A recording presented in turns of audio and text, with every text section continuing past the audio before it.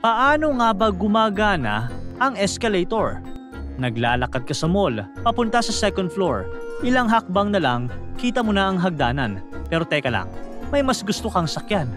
Yung hindi ka pagpapawisan at parang kusa ka na lang aakyat? Oo, ito nga ang escalator. Hindi naman sa tamad ka pero aminin mo, kapag may escalator, automatic na ito ang gusto mong gamitin. Mas mabilis, mas madali at hindi na kailangang mag-effort. Pero naisip mo na ba, paano kaya gumagana ang escalator?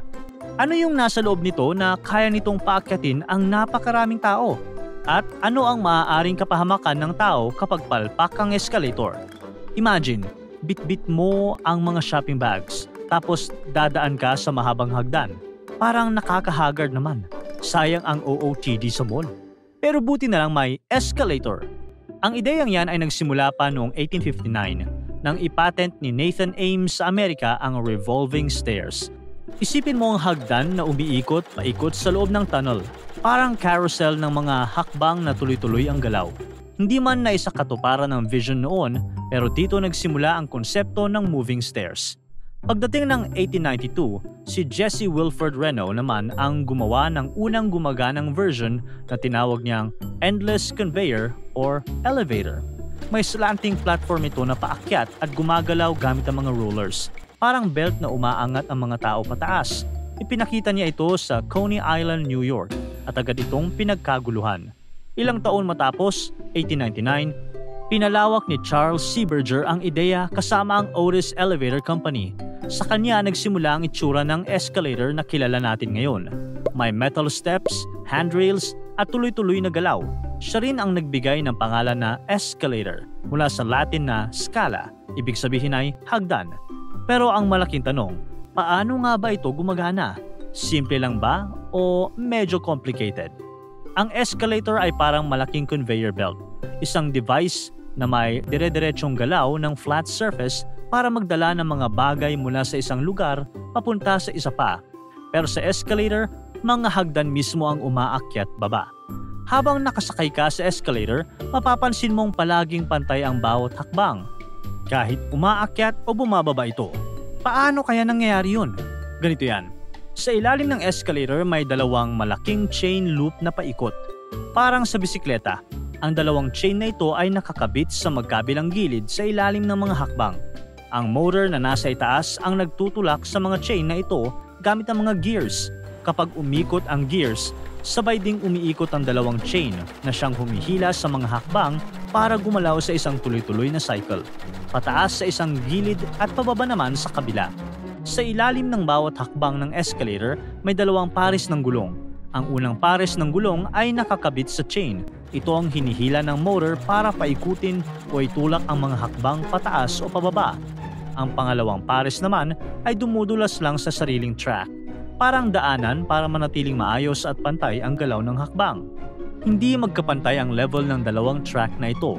Ang track ng gulong sa harap ay medyo mas mababa kaysa sa track ng gulong sa likod. Dahil dito, kahit gumagalaw na ang buong hagdan, laging pantay at straight ang ibabaw ng bawat hakbang, kaya hindi ka nadudulas o natatapilok habang umaakyat o bumababa. Simple lang, pero nakakabilib ang mga mekanismo na nagpapagalaw sa escalator. Pero may iba pang mga natatanging features na nagpapaganda at nagpapasiguro ng kaligtasan sa paggamit nito. Habang nakatayo ka sa metal steps, mapapansin mong kasabay mo ring gumagalaw ang itim na handrail sa gilid. Parang sabay silang umaakyat o bumababa. Sa loob ng handrail na yan, may rubber belt na umiikot sa sistema ng mga gulong sa loob ng escalator.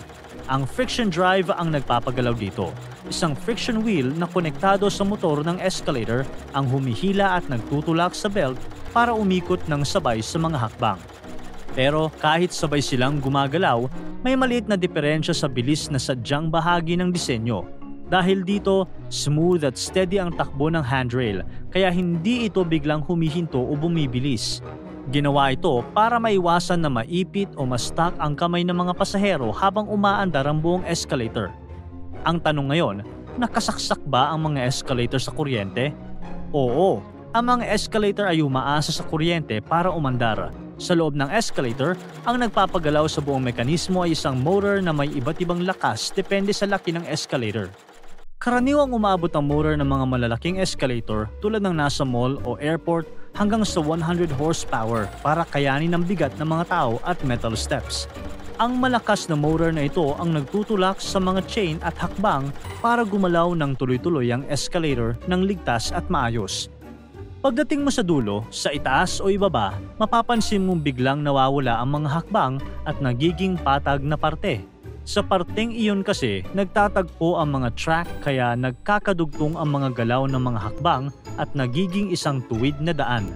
Doon ka ligtas na makakalakad, papasok o palabas ng escalator nang hindi natatapilok. Mapapansin mo rin yung mga hakbang na pare-pareho ang sukat at anggulo ng bawat isa. Nasa 30 hanggang 35 degrees kaya kahit tuloy-tuloy ang galaw, komportableng apakan at hindi delikado kahit sino pa ang sumakay. Habang nakasakay ka, mapapansin mong tuloy-tuloy lang ang galaw ng escalator. Hindi sobrang bilis, hindi rin mabagal. Karaniwan, tumatakbo ito sa bilis na 0.5 hanggang 0.75 na metro kada segundo. Depende kung gaano kataas, kahaba o ka-steep ang hagdan. Sa katunayan, may mga escalator na nag-a-adjust ng bilis depende kung may nakasakay o wala. Kapag walang pasahero, bumabagal ang takbo para makatipid ng energy. Pero kapag may paparating na tao ay bumibilis agad para naman hindi ka naman masyadong madelay sa pupuntahan mo.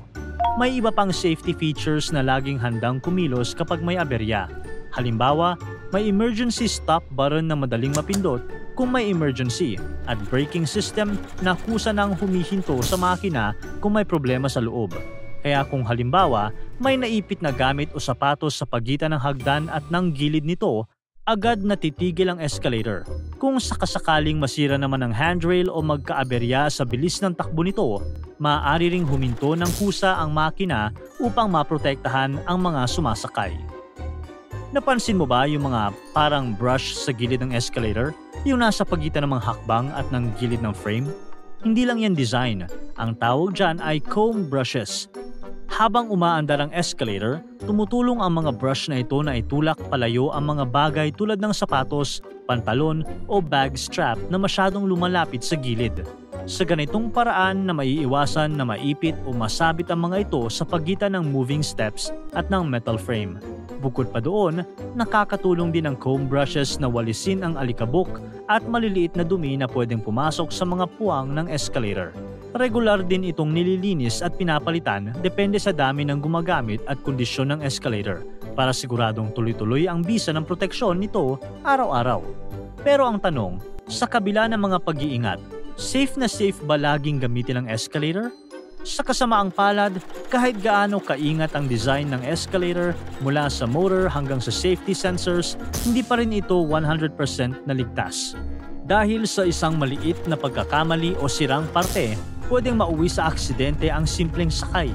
Isa sa pinakakaraniwang aksidente ay ang pagkakaipit ng sapatos o tsinelas sa pagitan ng hakbang at gilid ng escalator. Karaniwan itong nangyayari sa mga bata, lalo na kung naka-rubber shoes o Crocs. Kaya sinasabi sa mga pasahero, huwag tatapak malapit sa gilid at huwag hayaang maglaro ang mga bata habang nakasakay. Mayroon ding clothing entrapment. Ito yung kapag nahila ng escalator ang laylayan ng pantalon, palda o bag strap. Kaya kung sakaling may nadulas o may nadikit na tela, agad pindutin ang red emergency stop button sa gilid o sa dulo ng escalator. Hindi rin dapat baliwalain ang malfunction accidents. Noong 2018 sa Rome, Italy, biglang bumilis pa ibaba ang escalator sa isang subway station dahil nagkaroon ng brake failure. Mahigit 20 katao ang nasaktan. Karamihan ay mga fans ng soccer team na papunta sa laro. Kaya laging tandaan, kung mapansin mong humihinto o maingay ang escalator, huwag mo nang gamitin. May dahilan kung bakit may out of service sign minsan. Ibig sabihin, inaayos pa ito para sa kaligtasan ng lahat. Isa pang halimbawa ng malfunction ng escalator ang trahedya noong 2015 sa Jingzhou, China, kung saan bumagsak ang metal panel at nasawi ang isang ina habang inililigtas ang anak. Ang aksidente ay dahilan ng sira sa escalator at kapabayaan sa maintenance. Kaya mahalaga ang regular na inspeksyon at agarang pag-aayos ng escalator. Kaya kung sasakay ka ng escalator, alalahanin mo ang mga mekanismong nagpapagalaw nito. Ang chains, steps, wheels at motors na sabay-sabay kumikilos para tulungan kang umakyat ng hindi napapagod kung ayaw mo sa hagdan. Pero tandaan, may panganib din kapag pabaya ang mga pasahero at maintenance.